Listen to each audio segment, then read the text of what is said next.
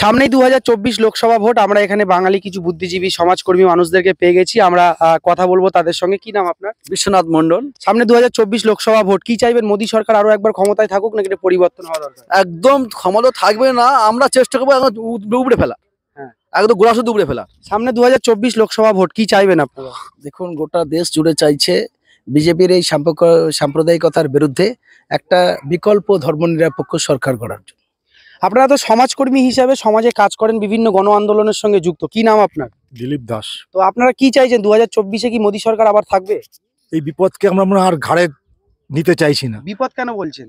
বিপদ এই কারণেই বলছি আমি, যে এরা ভারতবর্ষের সংস্কৃতিকে ধ্বংস করেছে, সভ্যতাকে ধ্বংস করছে, কৃষ্টিকে ধ্বংস করছে, শিল্প সাহিত্য কোনো কিছুই এরা বাদ যায়নি। কিন্তু মোদী বিদেশে গেলে তো মোদী মোদী স্লোগান ওঠে। মোদি স্লোগান ওঠে, তাই মোদির লোক আছে, যেহেতু মোদি হচ্ছে কর্পোরেট সেক্টরের বুর্জুয়াদের উনার পক্ষে। কি নাম আপনার? আমার নাম অমল তরফদার। কি চাইবেন, বিজেপি সরকারের পরিবর্তন হোক নাকি আরো 5 বছর সুযোগ দেবেন? অবশ্যই পরিবর্তন দরকার। এই একাধিপত্য এবং এই ফ্যাসিস্ট সরকার, এটা এলে ভারতবর্ষের মানুষের চরম বিপদ। শ্রমিক, কৃষক, মেহনতি মানুষের আজ মর্যাদা থাকবে না, এবং দেখা যাবে 10% মানুষ, 90% মানুষ অভুক্ত থাকবে, তারা কাজ পাবে না, তারা শোষিত, আর 10%-এর হাতে সমস্ত ক্ষমতা এবং দেশে অর্থনীতি চলে যাবে। কিন্তু কৃষকদের অ্যাকাউন্টে এবং মহিলাদের অ্যাকাউন্টে মোদী সরকার তো অনেক টাকা দিচ্ছে। টাকা কত বছরে কত দিচ্ছে? 6,000 টাকা, তার মানে কত? 50 টাকা করে মাসে, 500 টাকা করে মাসে, 500 টাকা করে। তো এগুলোতে কি হয় মানুষের? সেখানে রামমোহন লোহিয়া বলেছিল না যে 1 আনা আর ওদিকে হচ্ছে 16 আনা। মূলত দুটো জোটের মধ্যে লড়াই, এনডিএ জোট এবং ইন্ডিয়া জোট। তো এনডিএ জোটের পক্ষ থেকে বলা হচ্ছে ইন্ডিয়া জোট চোরেদের জোট। ইন্ডিয়া জোট চোরেদের নয়, ইন্ডিয়া জোট হচ্ছে ধর্মনিরপেক্ষ জোট। এই জোটকে আমি স্যালুট জানাই। এই জোট হচ্ছে গণতন্ত্র প্রিয়, ধর্মনিরপেক্ষতা প্রিয় এবং যুক্তরাষ্ট্রীয়তা প্রিয় যে দলগুলি আছে, তারা এই জোটটা বেঁধেছে। এবং যে জোটগুলো, যে সমস্ত দলগুলো ছোট মাঝারি, তারা এর বাইরে রয়েছে, তারাও একে সমর্থন করছে। এবং আপনারা তো সমাজকর্মী বা মানবাধিকার কর্মী, আপনারা তো নিরপেক্ষভাবে কথা বলা উচিত। আপনারা কেন এনডিএ জোটের বা বিজেপির বিরুদ্ধে বলছেন?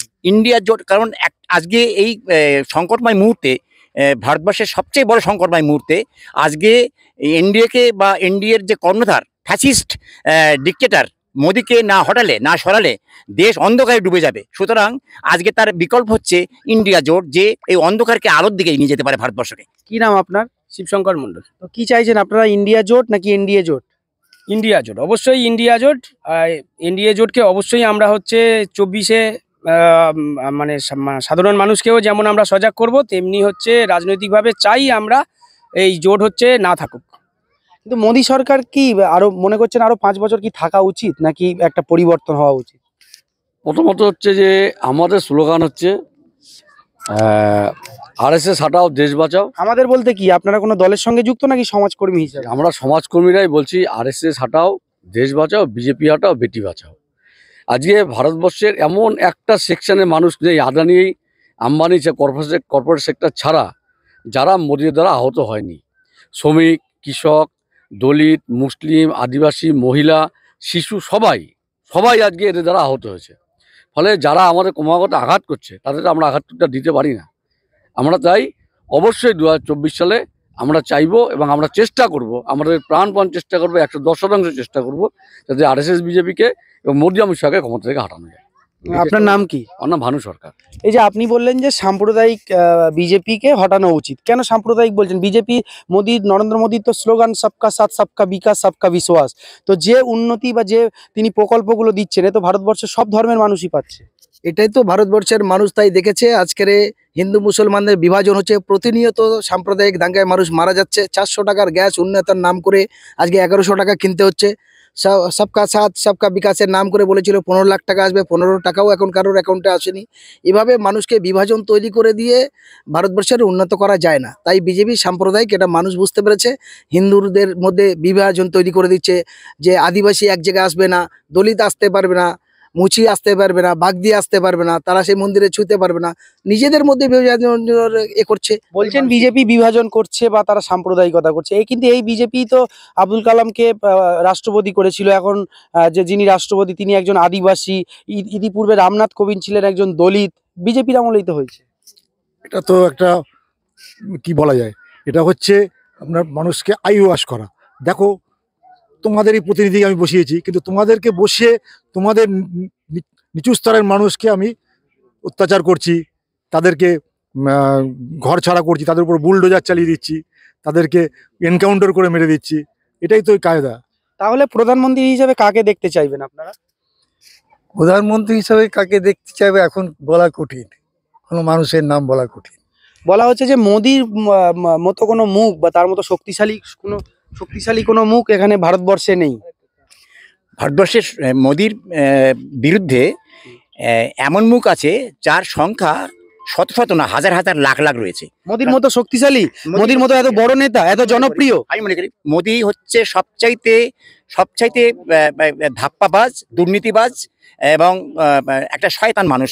কারণ তার নিজের ডিগ্রি নেই, তার ডিগ্রি নেই, সে ডিগ্রিটা জাল ডিগ্রি। নাম্বার ওয়ান, তিনি চাওয়ালা ছিলেন না কখনো। রেল দপ্তর নিজেই বলেছে তার সরকারের আমলে।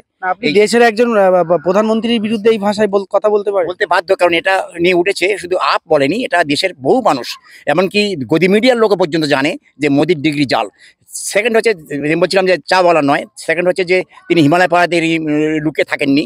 তৃতীয় হচ্ছে তার যে এটা মানে এই যে G20 যে নামে যে স্লোগান হচ্ছে যে আমি G20 করেছি, সেই G20 হচ্ছে একমাত্র এই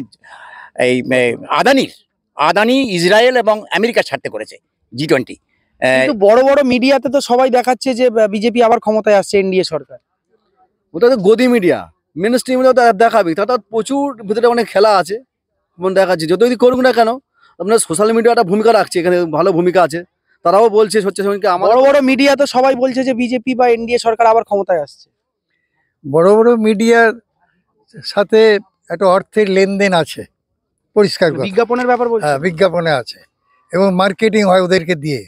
সুতরাং এই নির্বাচনটাকে একটা মার্কেটিং করছে।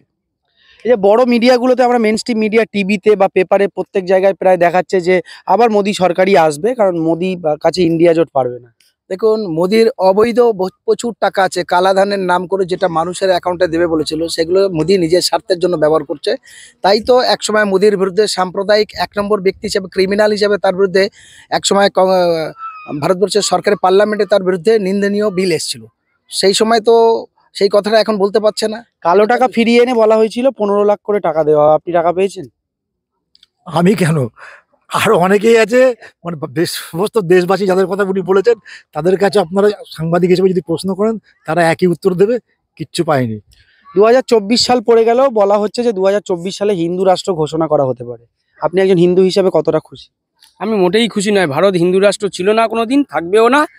আর এটা তীব্র প্রতিবাদ জানাই। ভারত হচ্ছে ধর্মনিরপেক্ষ দেশ, আমরা চাইবো ভারত ধর্মনিরপেক্ষ দেশই থাকুক। কিন্তু সারা পৃথিবীতে এত মুসলিম দেশ আছে, খ্রিস্টান দেশ আছে, একটা হিন্দু দেশ হলে অসুবিধা কোথায়? দেখুন, নেপালও হিন্দু দেশ, আমি সেটা বলছি না। সারা পৃথিবীতে অনেক মুসলিম আছে, খ্রিস্টান আছে, একটা ধর্মনিরপেক্ষ দেশ তো নেই। যেটা ভারতবর্ষ আছে সেটাই থাকুক না, আমরা কেন সেটাকে হিন্দু রাষ্ট্র বানাতে যাবো? প্রথম কথা হচ্ছে, এটা হিন্দু রাষ্ট্রও নয়, এটা একটা মনুবাদী রাষ্ট্র। আপনি যদি নতুন সংসদ ভবনের উদ্বোধনে দেখেন, একটা অদ্ভুত রাজনীতি করছে মোদিরা, RSS, যে পার্লামেন্ট উদ্বোধনে যেখানে বুদ্ধিজীবীদের, সমাজকর্মীদের বা অমর্ত্য সেনের মতন মানুষদের যেখানে পার্লামেন্ট উদ্বোধনে রাখার কথা, সেখানে নিয়ে আসলে কতগুলি সাধু। আর যে সাধু রাম মন্দির উদ্বোধন করা, সেখানে চলে যাচ্ছে প্রধানমন্ত্রী নিচে। ফলে রাজনীতিতে ধর্ম এবং ধর্মের মধ্যে রাজনীতি মিশিয়ে এই যে তারা খিচুড়ি পাকিয়ে দিয়েছে, এটাকে আলাদা করার জন্যই 2024 সালে ভারতবর্ষের ক্ষমতা থেকে মোদি, অমিত শাহ এবং RSS বিজেপি যা অত্যন্ত জরুরি হয়ে পড়েছে ভারতবর্ষকে বাঁচানোর স্বার্থে, ধর্মনিরপেক্ষতা বাঁচানোর স্বার্থে, এমনকি হিন্দুদের বাঁচানোর স্বার্থেই মোদিকে তাড়ানো জরুরি হয়ে পড়েছে।